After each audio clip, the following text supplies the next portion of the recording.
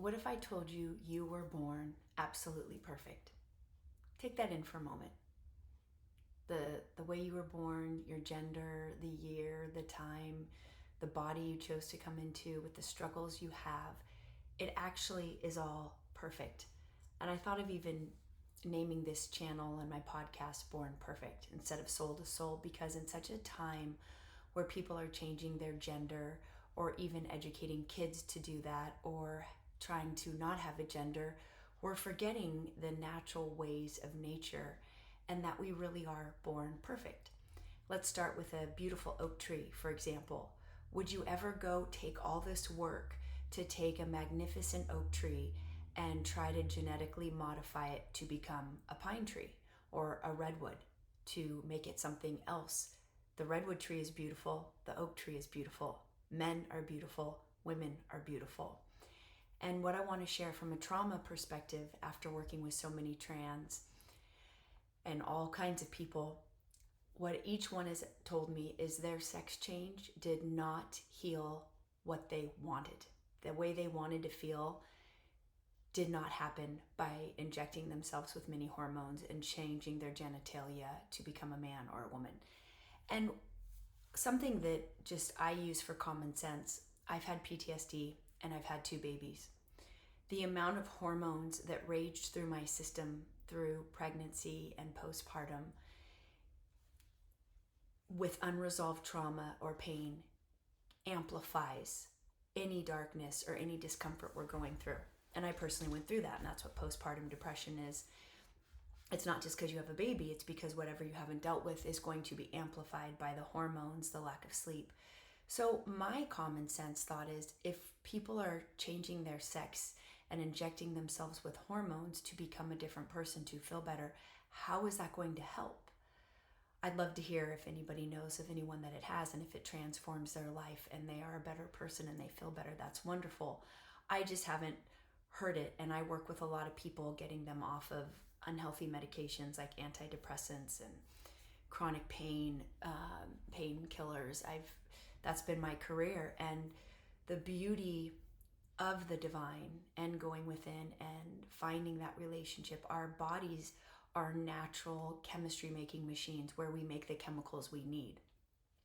You know, we don't need a pill to change our state. We need to do healing. We need to do the work. Sometimes a pill might help temporarily, but my point is, when we go to change our gender to feel better, really ask, is that the answer? Because what I've been told is no. So now the medical world wants us to do that because they make money if they can change somebody's gender, just like if they can perform an unnecessary surgery. So you really want to look at where are people's intentions? Are surgeons' intentions really, oh, I want you to feel better, so let me change your gender? I don't believe that. My mother-in-law is a very heavy woman, and she had back surgery. Instead of the surgeon saying, hey, you need to lose 100 pounds, they instead just performed surgery.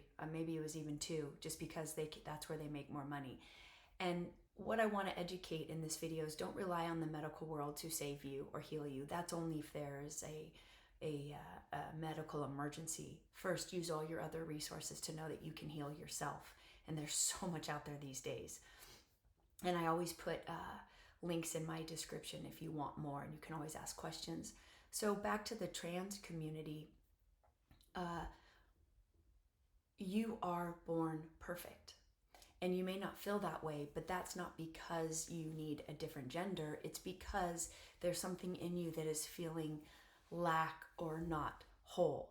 Now, again, if people want to change their gender, go ahead and do it. But for the people that don't understand, or the people that are on the fence, or the people that it did not help, just understand that all pain, or the root of our traumas, is not about your gender. It's about processing and being supported and loved for whatever it is you have gone through. And becoming a they, them, which I don't quite understand because it's plural. So that's not proper grammar. I guess it would be an it. If it's singular, you become an it. I don't understand that too, because that's working against nature. Nature, just like we have fish in the sea and plants and trees, we have humans that are either male or female. We're really not gender until we are a soul. and that's when we leave these bodies. So while we're in these bodies, there's a gender. We're born with genitalia. So when we start to go against nature and say, well, no, I'm not a man or a woman, I'm a they, them in proper grammar, I'm an it. What is an it? I don't think that makes sense either. So what are we telling our children? How are we educating? So just, I mean, these are all common sense, and I'm sure people can argue their point many ways, but don't we have enough chaos and problems to deal with in the world than to discuss a non-gender? Like my neural nets in my brain can't fire what that means, so I don't give it any energy. I actually was at a college campus the other day, and I heard this group of people going around, and I'm like, why do people even have to say pronouns? Why can't we just be a name? Why do we have to give something more energy that doesn't need energy? What we need to put our energy towards is healing, resources, support, love, orphanages, getting more food to the world. Why are we putting energy into what a pronoun is? So when it got to my turn, I didn't answer. I'm not going to even give that energy. There were 4 men in the room that said I identify as a she, her, and my brain didn't understand. And then there were some really feminine, girly girls that were obviously women that said, I'm a they, them, but you can call me a he, him. My brain circuits, they couldn't connect. And when it got to me, I just said my name, and that was it, because I'm not going to engage in that behavior because I don't understand it. It doesn't make sense. And I don't want my kids to be in an environment where they have to be exposed to something that is so unnatural. So if you're watching this video, whether or not you agree or not, it's not the point. The point is nature. You can't have procreation without masculine or feminine. So why are we working against nature so hard? Why are we saying we're a man when we are clearly a woman? Or why are we saying we are a woman when clearly we are a man? Or trying to say that we are not either of those when clearly we are one of them. So I don't think people should be allowed to say that they are not a gender until they can leave their body like Christ and resurrect and become a master. And even Christ was a man in the physical, but his soul is no gender. All of our souls are no gender. We are a soul. There's no body. So that's when you can say, I'm not a gender, I'm a soul. And that's why I called this Soul to Soul podcast, You Are Born Perfect. That's really what I want people to know, because your own healing abilities to, why do we want anything in life? It's to be happy, it's to be free, it's to be understood, it's to be loved. And I want people to know you don't need to change your gender to do that. Again, if people have done that and they are living a better life and they feel better and they are happy, that's great. But we also don't need to educate and encourage people to do it. Let people make their own choices, just like if they want to be gay, or they want a certain job, or they want to have kids, or they don't. So I don't understand. Once you're an adult, you can make your own decisions, but it is absolutely unacceptable to start to persuade children to have to identify a certain way. That's not okay. That's very evil. And I'm in California, and a lot of parents are homeschooling their kids for these exact reasons and vaccines. And I was about ready to, and then I called the public school down the street, and I said to the lady at the front desk, hey, I'll have my kid come to your school, because he's only 4, it's transitional kindergarten, as long as there's no talk of pronouns. And she said, absolutely not, we don't agree with that. And I said, your principal too? She said, absolutely. And I live in a very liberal, I'd say overall area of this kind of thinking. And another mother that my son went to preschool with, her kindergarten age, preschool age son was at a summer camp, and they went around doing pronouns. And her 4 or 5-year-old son comes home and was like super confused. So that needs to stop. Absolutely. That's a disgrace.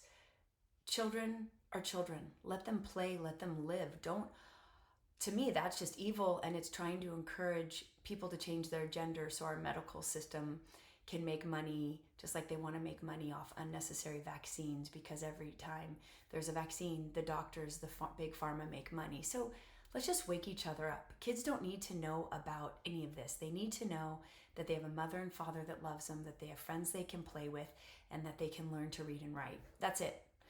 There should be no talk of anything else. It's that simple. And then for the trans community, I love helping people find their healing, their soul. So if you know of anybody struggling, maybe just remind them that they have something unresolved in their bodies that needs to be addressed, and changing their sex and adding hormones can flare that up and make it worse, is what I've been told by my trans community that I've helped.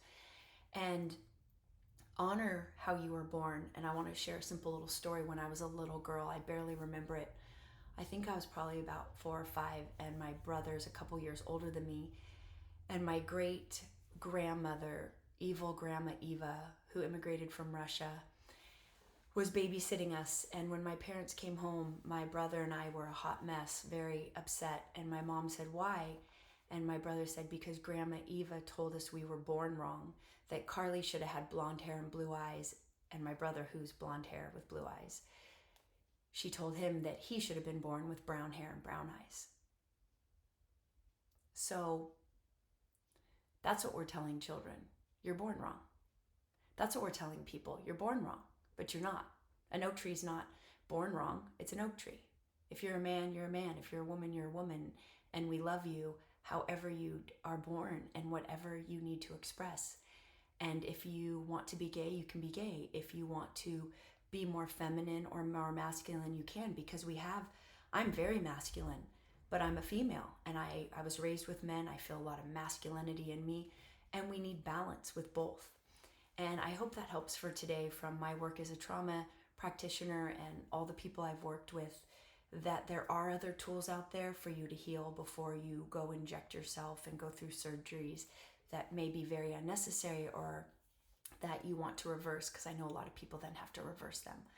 So for my adults that want tools, there's that. And for any parents with children, please speak up to your community and to other schools, and hopefully our governors and people around the world will know that we are all born just the way we need to be, and we don't need to try to put pronouns and non-gender names to clearly something that we are not. We are male or female, and we are beautiful divine souls, and until we leave our bodies, we don't have a right to say that we're not a gender, because we are. And when you can leave your body and then come back, then I would be willing to listen to someone say that they're not male or female. They are a soul, but you're not a they, them, and you're not an it. You're a soul. You're a beautiful soul that chose to come in either female or male body. And until we deal with that, the world is going to be crazy and people are going to be evil. And we need to educate people that we don't need to put so much energy into saying we're not something that we clearly are.